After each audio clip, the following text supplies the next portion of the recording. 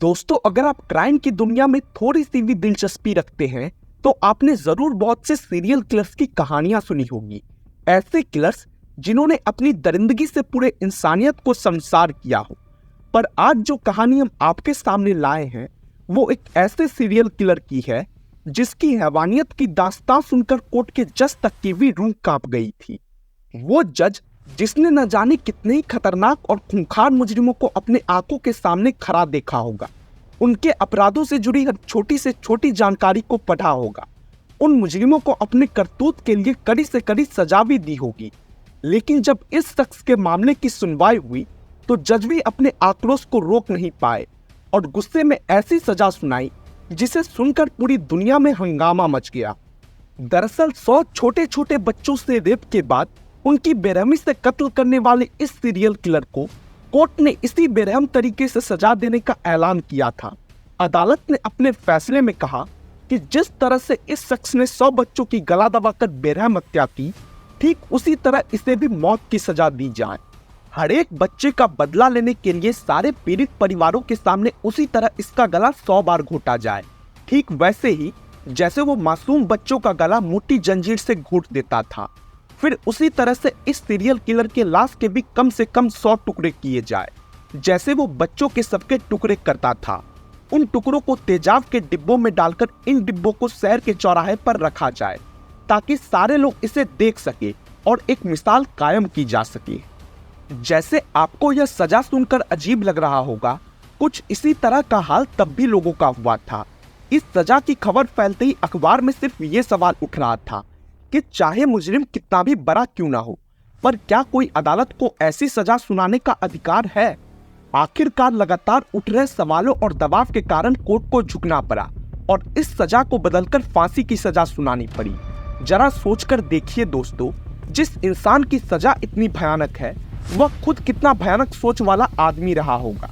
ये कहानी है पाकिस्तान के इतिहास के सबसे बड़े सीरियल किलर जावेद इकबाल की। इस कहानी की शुरुआत बड़े ही फिल्मी अंदाज में एक गुमनाम खत यानी चिट्ठी से हुई थी। ये बात दिसंबर 1999 की है, जब सभी लोग नई शताब्दी के स्वागत की तैयारी कर रहे थे। पर यह साल, यह दशक और यह शताब्दी का एक आखिरी तोहफा अभी बाकी था जो इस चिट्ठी के रूप में आया था। जगह थी पाकिस्तान के एक उर्दू अखबार का दफ्तर। उस उर्दू अखबार के एडिटर को दिसंबर की एक सर्द सुबह को एक खत मिलता है। उस खत की पहली लाइन ही उसे पढ़ रहे एडिटर के होश उड़ाने के लिए काफी थी। उस खत में लिखा था, मैंने 100 बच्चों के कत्ल करने से पहले उनका रेप किया, फिर उनकी लाश को ढेर सारे तेजाब में गला दिया।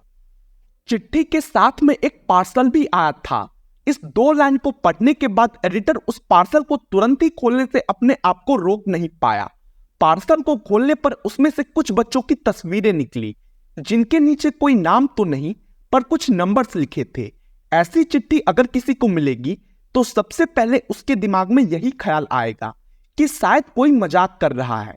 पर पता नहीं क्यों उस एडिटर को ऐसा नहीं लगा और उसने पुलिस को यह बात बताने की सोची। कुछ दिन बाद उस चिट्ठी को पुलिस ने भी पढ़ा और पार्सल को खोलकर भी देखा, लेकिन वह भी इस मामले की गंभीरता को समझ नहीं पाए और एडिटर को इसे एक मजाक समझकर भूल जाने को कहा। लेकिन उस एडिटर का दिमाग अभी भी इसे एक मजाक मानने को तैयार नहीं था और उसे लगातार इस चिट्ठी के बारे में सोचकर बेचैनी हो रही थी। अपनी बेचैनी से छुटकारा पाने के लिए उस एडिटर ने अपने स्तर पर ही इस मामले की खोजबीन करने की ठानी। उस चिट्ठी में लाहौर शहर के रावी रोड पर एक पुराने से घर का पता भी दिया गया था, जिसके साथ लिखा था, अगर और सबूत देखना चाहते हो तो इस पते पर जाओ। इसकी पड़ताल करने के लिए एडिटर ने उसी दफ्तर में काम करने वाले एक पत्रकार को खत वाले पते पर जाने को कहा। उस पत्रकार ने जैसे ही वहां पहुंचकर घर की हालत देखी तो उसका शक धीरे धीरे यकीन में बदलना शुरू हो गया। घर में घुसने के बाद तो एक से एक चौंकाने वाले सबूतों की झड़ी लग गई। कई जगह खून के निशान लगे थे। एक बड़ा सा बैग भी वहीं सामने रखा था, जिसमें कुछ जूते और कपड़े ठूसे हुए थे जो देखने से ही बच्चों के लग रहे थे। इन सबूतों को देखने के बाद तो कोई भी यह कह सकता था कि इस जगह पर बच्चों से जुड़ी कोई वारदात तो जरूर हुई है। जब पत्रकार और सबूत तलाशने के लिए आगे बढ़ा तो उसे एक डायरी मिली। डायरी पढ़ने के बाद तो सारे शक की गुंजाइश खत्म हो चुकी थी।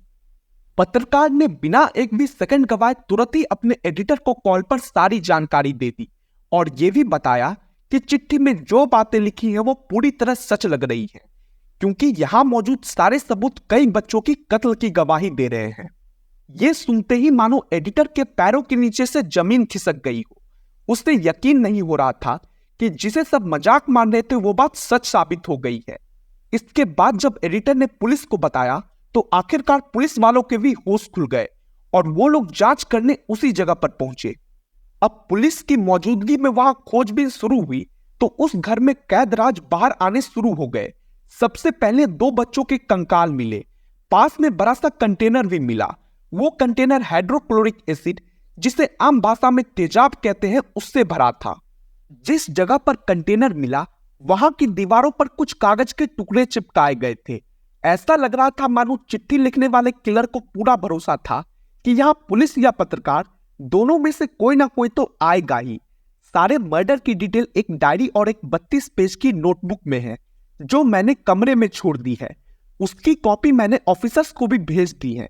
इस घर में जो लाशें पुलिस को मिलेंगी उनको मैं ठिकाने लगाने में कामयाब नहीं हुआ हूं, लेकिन अफसोस पुलिस को वो मिलेंगी भी तो शायद मेरी आत्महत्या के बाद, क्योंकि अब मैं रावी नदी में कूदकर मरने जा रहा हूं। अब ये लाइनें पढ़ते ही पुलिस वाले अपनी पूरी टीम लेकर उसे दबोचने के लिए रावी नदी की तरफ भागे। वहां पहुंचकर पुलिस ने काफी देर तक किलर को ढूंढा, लेकिन वहां उन्हें कोई नहीं मिला। इसके बाद सैकड़ों की संख्या में पुलिस फोर्स बुलाकर उसकी तलाश होने लगी। कहा जाता है कि उस सीरियल किलर को पकड़ने के लिए पाकिस्तान पुलिस ने उस साल का सबसे बड़ा सर्च ऑपरेशन चलाया था, लेकिन इसके बावजूद पुलिस उसकी परछाई तक भी पकड़ न सकी। फिर एक दिन अचानक उसी उर्दू अखबार के दफ्तर में जहां पहले लेटर आया था वहां एक शख्स पहुंचता है। हल्की दाढ़ी, मूछ, आंखों पर चश्मा लगाए, उम्र उस समय करीब 44-45 साल रहा होगा। इस शख्स ने अखबार के एडिटर के सामने अपना परिचय दिया, नाम बताया जावेद इकबाल। फिर बोला, मैं वही हूं जिसने लेटर भेजकर 100 बच्चों की मारने की बात कही थी और मैं यहां सरेंडर करने आया हूं। यह सुनते ही उस दफ्तर में हंगामा मच गया। एडिटर को भी अपनी आंखों पर यकीन नहीं हो रहा था। माहौल को शांत कराने के बाद एडिटर जावेद इकबाल से एक इंटरव्यू देने को कहा। आपने 200 बच्चे क्यों नहीं कत्ल किए? 100 क्यों? इंतकाम कर रहे थे ना, इंतकाम कर रहे थे। मेरे पास आज भी इतने पैसे थे कि मैं ये सिलसिला जारी रख सकता था। कितने तक? अगर कल को आप जो जितने मारे हैं उनमें से 3-4 बच्चे घरों को वापस आ गए, फिर आपका सारा ये कोई नहीं आएगा। किस तरह आप कहते हैं कोई नहीं आएगा? शाहीन साहब किस तरह कहते हैं? अच्छा आपके ख्याल में किस तरह? और वह तुरंत ही मान गया। इधर जावेद इकबाल का इंटरव्यू शुरू हुआ और उधर पुलिस को सूचना मिलते ही वो अखबार के दफ्तर पहुंच गई। इंटरव्यू पूरा होने के साथ ही जावेद इकबाल पुलिस की गिरफ्त में आ चुका था। गिरफ्तारी के बाद भी पुलिस की चुनौतियां खत्म नहीं हुई थी और कई जवाब अभी मिलने बाकी थे। आखिर यही वो जावेद इकबाल है या कोई और?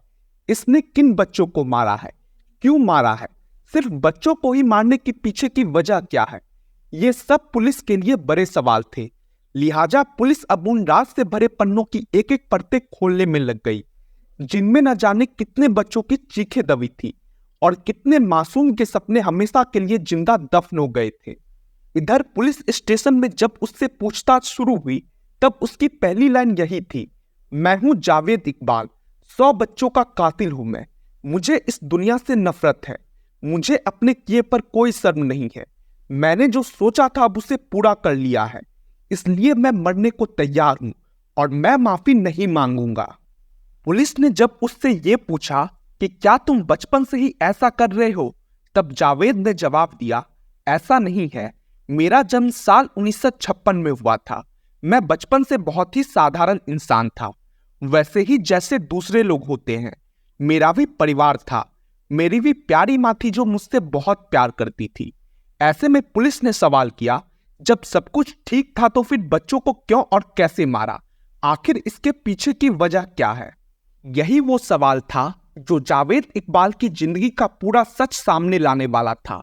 इस सवाल का जवाब देते हुए जावेद थोड़ा भावुक भी हुआ और फिर उसने बताया, ये बात उस समय की थी जब वो 20 साल का होने वाला था। उसी समय पुलिस ने उसे गिरफ्तार कर लिया। उस पर रेप का झूठा इल्जाम भी लगाया गया, लेकिन उसके मुताबिक वो रेप का इल्जाम पूरी तरह से झूठा था। उसने ऐसा कोई जुर्म नहीं किया था। बेटे को जेल की सलाखों के पीछे देखकर जावेद की मां बहुत परेशान हो गई और अपने लाडले बेटे को जेल से बाहर निकालने के लिए दिन रात जुट गई, लेकिन सफलता हाथ नहीं मिली। बेटा जेल में रहा और हर बार अपनी रोती हुई मां के आंसुओं को देखकर खुद को लाचार और बेबस महसूस करता रहा। फिर एक दिन ऐसा आया जब बेटे के जेल से बाहर आने के इंतजार में मां की मौत हो गई। मां की मौत ने उसे तोड़ दिया और उसके अंदर नफरत और गुस्सा भर दिया। इसलिए ये कसम खाई थी कि अब चाहे जो हो जाए मैं भी कम से कम 100 माओं को रुलाऊंगा उनके बेटे के लिए, ताकि वो 100 माएं समझ सके कि बच्चे के ना रहने पर उन्हें कितनी तकलीफ होती है। अब पुलिस की दिलचस्पी ये जानने में थी कि वो बच्चों को फंसाता कैसे था। इस बारे में पाकिस्तान के एक अखबार ने साल 2001 में जावेद इकबाल के बयान को छापा था। उस बयान के अनुसार जावेद इकबाल ने बेहद ही गजब तरीके से बच्चों को अपने जाल में फंसाने की तरकीब निकाली थी। उसने मोहल्ले में छोटे बच्चों के लिए पसंदीदा वीडियो गेम्स की एक शॉप खोली थी और इस दुकान में ज्यादा से ज्यादा बच्चे आए, इसलिए गेम्स के रेट भी बहुत कम कर दिए।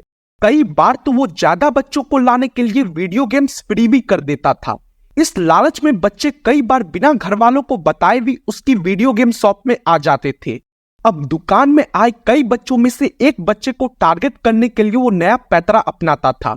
इसके लिए वो अपनी दुकान में 100 रुपए का नोट गिराकर चुपचाप से काउंटर पर बैठने चला जाता था। उस पैसे को कोई ना कोई बच्चा उठाकर रख लेता था। थोड़ी देर बाद जावेद उस पैसे का पता लगाने के बहाने से सभी बच्चों को एक लाइन में खड़ा करके उसकी तलाशी लेता था। अब जिसके पास से वो नोट मिल जाता उसे पकड़कर वो कमरे में ले जाता और दरवाजे बंद करके फिर उस बच्चे के साथ जबरदस्ती करते हुए रेप करता था। कुछ परिवार को इस बारे में शक हुआ तो लोगों ने दुकान पर बच्चों को भेजना कम कर दिया। इस प्लान के काम ना करने के बाद जावेद ने अपनी चाल को बदलकर गेम शॉप बंद कर दी और मछली दिखाने के लिए एक्वेरियम खोल लिया। अब उसका निशाना खास करके वो बच्चे थे जो या तो घर छोड़कर भाग आते थे या फिर अकेले घूमते हुए वहां आ जाते थे। जैसा कि हमने वीडियो की शुरुआत में बताया था कि गला घोटने के लिए वो बकायदा लोहे के जंजीर का इस्तेमाल करता था, जिससे बच्चे तड़प तड़प कर दम तोड़ते। मारने के बाद उन बच्चों की फोटो निकालकर वो रख लेता था ताकि उसकी गिनती सही चलती रहे। दरिंदगी से मर्डर करने के बाद वो बच्चों के शव को कई टुकड़ों में काट देता था और फिर उन टुकड़ों को तेजाब में डालकर पूरी तरह से गला देता था ताकि किसी भी बच्चे से जुड़ा कोई सबूत ना मिले। बच्चे के शरीर को गलाने के बाद भी अगर कुछ हिस्सा बच जाता तो वो उसे पास की नदी में ले जाकर फेंक देता था। इसी तरीके से उसने एक एक करके 100 बच्चों को मारा, जिनमें से कुछ के कंकाल उसने निशानी के तौर पर रख लिए थे। 2 महीने की जांच से पुलिस ने जावेद के जुर्म से जुड़े सारे बड़े सबूत जुटाए और उसके बयान के आधार पर उसे कोर्ट में पेश किया गया। 16 मार्च 2000 को उसे सजाए मौत सुनाई गई। पर जैसा कि हमने आपको वीडियो के शुरू में बताया था कि यह मौत की सजा कोई आम सजा नहीं थी। हालांकि इसके बाद इस फैसले को बदलकर बाद में सिर्फ फांसी की सजा दी गई, लेकिन जावेद को फांसी पर लटकाए जाने से पहले ही 8 अक्टूबर 2001 को अचानक पाकिस्तान की लखपत जेल में उसका शव मिला। ये दावा किया गया कि जावेद ने आत्महत्या कर ली थी, लेकिन उसके शरीर की हालत कुछ और ही बता रही थी। उसका शरीर देखकर ऐसा लग रहा था कि उसे पीट पीट कर मारा गया है। ऐसा इसलिए क्योंकि उसका शव बेडशीट के सहारे छत पर लगी सरिया से लटक रहा था। हाथ पैर नीले पड़ गए थे, नाक और मुंह से खून निकल रहा था और उस किलर के शरीर पर दर्जनों जख्म के निशान थे। वे निशान ऐसे थे जैसे किसी धारदार हथियार से उस पर 100 से ज्यादा बार हमला किया गया हो।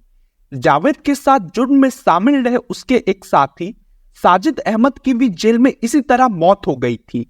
जावेद इकबाल को लेकर कहा जाता है कि जब उसकी मौत हुई थी तो उसके परिवार और रिश्तेदार में से कोई भी उसका शव लेने नहीं आया था।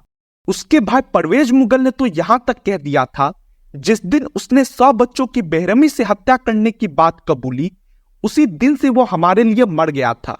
ऐसे में पहले से मरे हुए इंसान का शरीर लेकर हम क्या करेंगे। पाकिस्तान में जावेद इकबाल की कहानी पर एक फिल्म भी बन चुकी है। दोस्तों वीडियो में अंत तक बने रहने के लिए आपका बहुत बहुत शुक्रिया। अगर आपको हमारा यह प्रयास पसंद आया तो हमें सपोर्ट करने के लिए हमारे चैनल को जरूर सब्सक्राइब कीजिएगा और इस वीडियो को लाइक करके अपने दोस्तों के साथ शेयर भी कीजिएगा।